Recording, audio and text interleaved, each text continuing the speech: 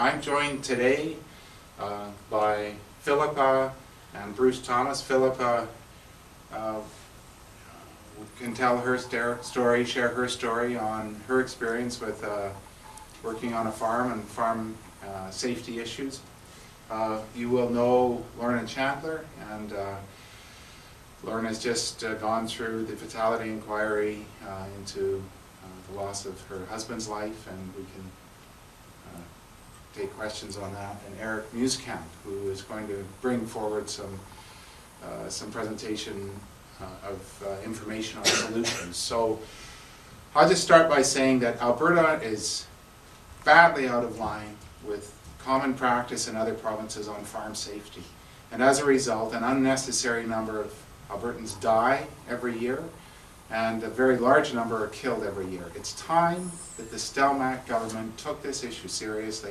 It's time that they gave farm workers the same rights that other workers get under occupational health and safety and under workers' compensation and under the labor standards, the regulations. We don't know why they're resisting so hard.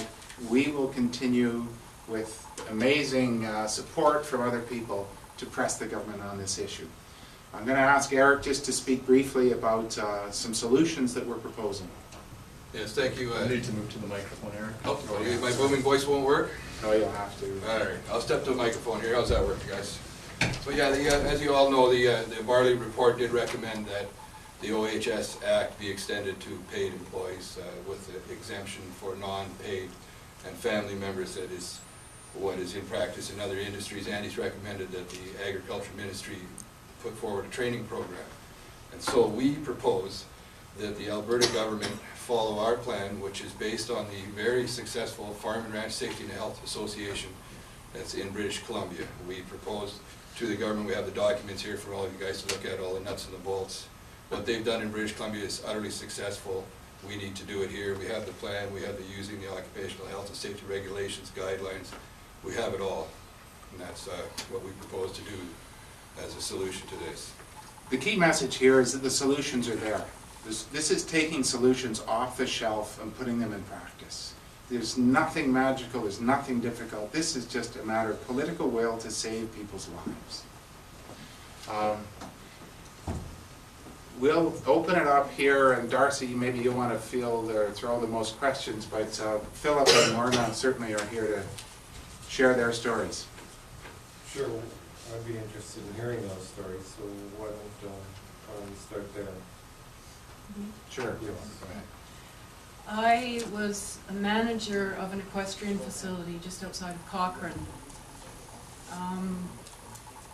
I got badly injured. It didn't start off as a bad injury. It was just a cut to my finger, to my thumb, seemingly nothing very serious. Turned into a disease called complex regional pain syndrome, which is a permanent nerve injury. I suffer now and will for the rest of my life with great pain, a spinal cord stimulator implanted in my back to help with this pain, along with an assortment of medication, which I really don't want to be mentioning.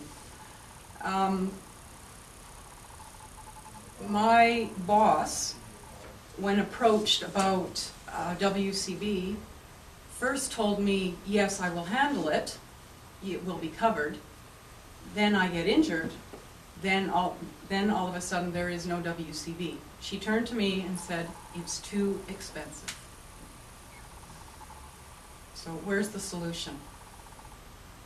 You allow people to be hurt and then not back up. I have been left with no compensation whatsoever from anybody, and that includes obviously no WCB, so that includes nothing, absolutely nothing. When I first heard about the Chandler family, I was in hospital being treated with for this problem, and the first thing that hit me was, oh my God, not another farm worker. So clearly, one of the solutions is to give paid farm workers coverage under workers' compensation. This is, again, an off-the-shelf solution that would have a tremendous benefit for Philippa and for hundreds of people every year who are injured as paid farm workers. Again, why isn't the government doing the right thing?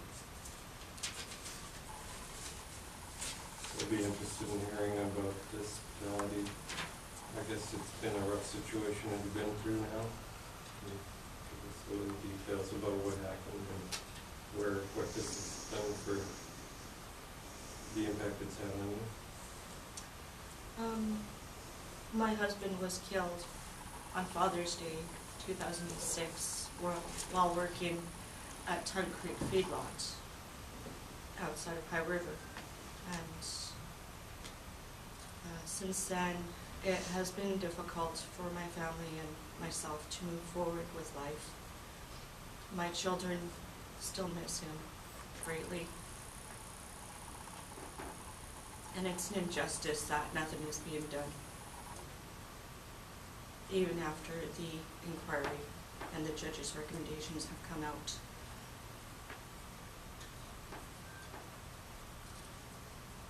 How many children do you have?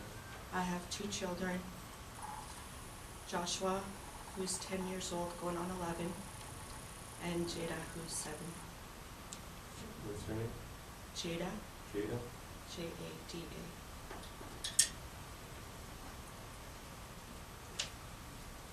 Can you tell me what happened to your husband?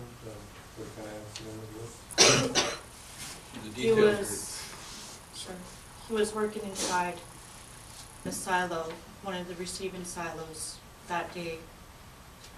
They had opened it up the day before to let some of the grain that was encrusted against the walls to fall. And they had to go back the next day, himself and a co-worker, to clear out the remaining grain so that it could receive more grain that is used to be fed to the cattle. And my husband went into the silo, and unfortunately the grain that was remaining inside collapsed and buried him. He was suffocated. So there was a fatality inquiry that wrapped up just a few weeks ago.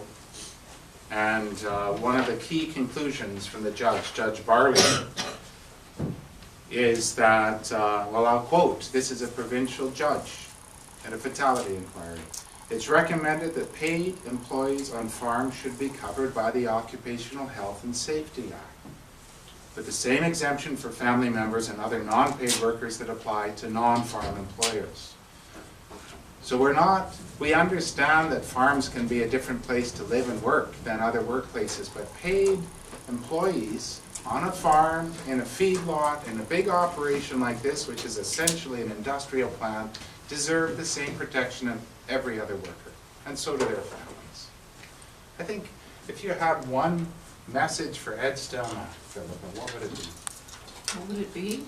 Please change this. This is ridiculous. This does not need to continue.